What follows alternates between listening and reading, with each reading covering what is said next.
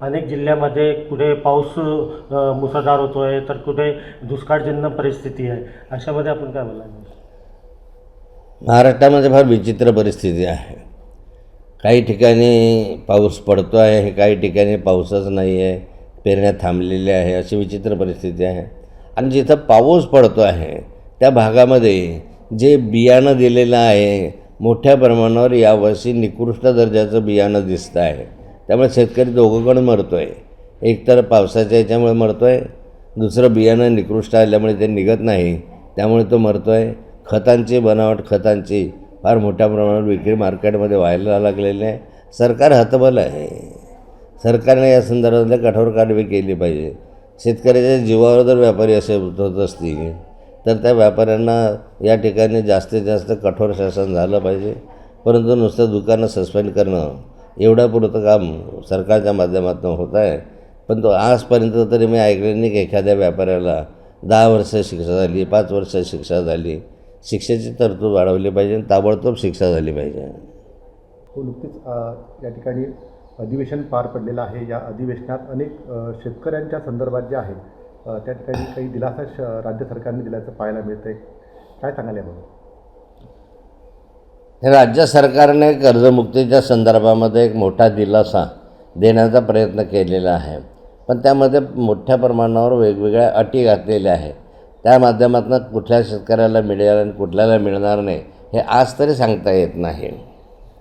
दुसरा एक प्रश्न की आपला वाढदिवसानिमित्त आपण अनेक भाजपच्या नेत्यांना भेटल्यामुळे कुठेतरी राजकीय वर्तुळात अनेक चर्चांना उधार झालेला आहे. आपण घरवापसी करणार अशी देखील एक चर्चा आहे. अशी कुठल्याही चर्चेला मी विराम दिलेला आहे. मी राष्ट्रवादी काँग्रेसमध्ये आहे आणि राष्ट्रवादी काँग्रेसमध्ये राहणार आहे. गिरीश महाजन यांनी म्हटलं होतं की जर आपण आपलं हॉटलाईन जी आहे ती दिल्लीपर्यंत आहे, त्यामुळे पुढील काळात त्यांना मोठं पद जरी मिळालं तरी ते आम्ही स्वागतच करू.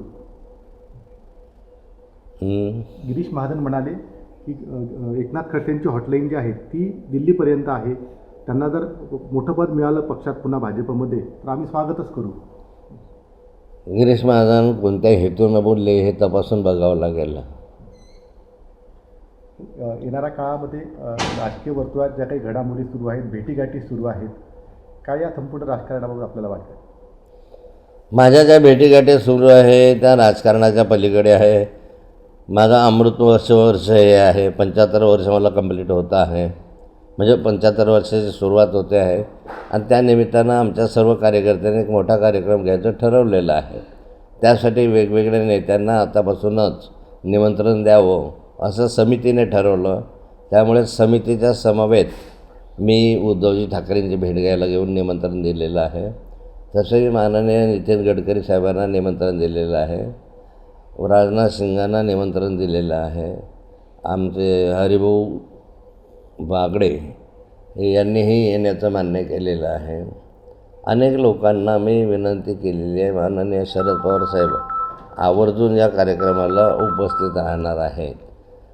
जयंत पाटील, शरद पवार साहेब, राष्ट्रवादीचे नेते या कार्यक्रमाला उपस्थित राहून सर्वपक्षीय हा कार्यक्रम व्हावा, राजकारणाच्या पलीकडे हा कार्यक्रम व्हावा अशी आमची अपेक्षा आहे. 26/11च्या हल्ल्याच्या वेळेस आपण आतंकवाद्यांना मारण्यासाठी बंदूक घेऊन जाणार होतो, मात्र एकनाथ खडसेंनी आपल्याला काळजीपोटी अडवलं असं गिरीश महाजन म्हणत आहेत. मला जर माझी स्मृती ठीक असेल तर मला वाटतं की त्या कालखंडामध्ये गिरीश महाजनांची माझी भेट झाली नव्हती. कारण ज्या दिवशी 26/11ची घटना घडली त्या दिवशी नंदुरबार जिल्ह्यामधील एका ग्रामीण क्षेत्रामधल्या खेड्यामध्ये मुक्कामाला होतो विशेष म्हणजे. आणि ही घटना मला त्यावेळेस ठेवली. त्यावेळेस तिथे टी व्ही नव्हता, काही नव्हता.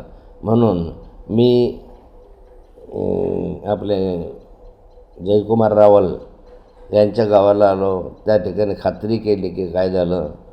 त्या ठिकाणी मी टी व्हीवर पाहिलं आणि नंतर त्याच कालखंडामध्ये तत्कालीन मुख्यमंत्र्यांचा मला फोन आला, निरोप आला, वायरलेसवर निरोप आला की तुम्ही तत्काळ निघून एक बैठकीचं आयोजन केलेलं आहे.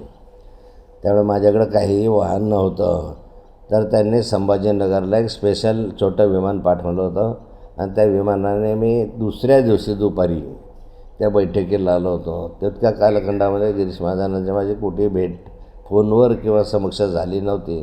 त्यामुळे पिस्तूल घेऊन गिरीश महाजन गेले होते हे मला काही आठवत नाही. गुलाबराव पाटील म्हणाले की आता एकनाथराव जे खर्च करतायत ते कुठेतरी कुटुंबासाठी करत आहेत, प्रयत्न करत आहेत.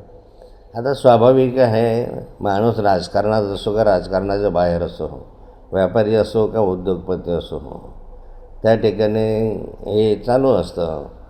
त्याचं आता गुलाबराव पाटलांनी सांगितलं तर गुलाबराव पाटील विधान परिषदेसाठी आपल्या मुलाला तिकीट मागत होते. गुलाबराव पाटील म्हणजे आपल्या गमतीनं बोलत असतात. त्यांनी सांगितलं एखादा पिक्चर फार दिवस चालत नाही, पण असे अनेक उदाहरणं आहे महाराष्ट्रामध्ये. शोलेसारखा पिक्चर 30 वर्ष चालला.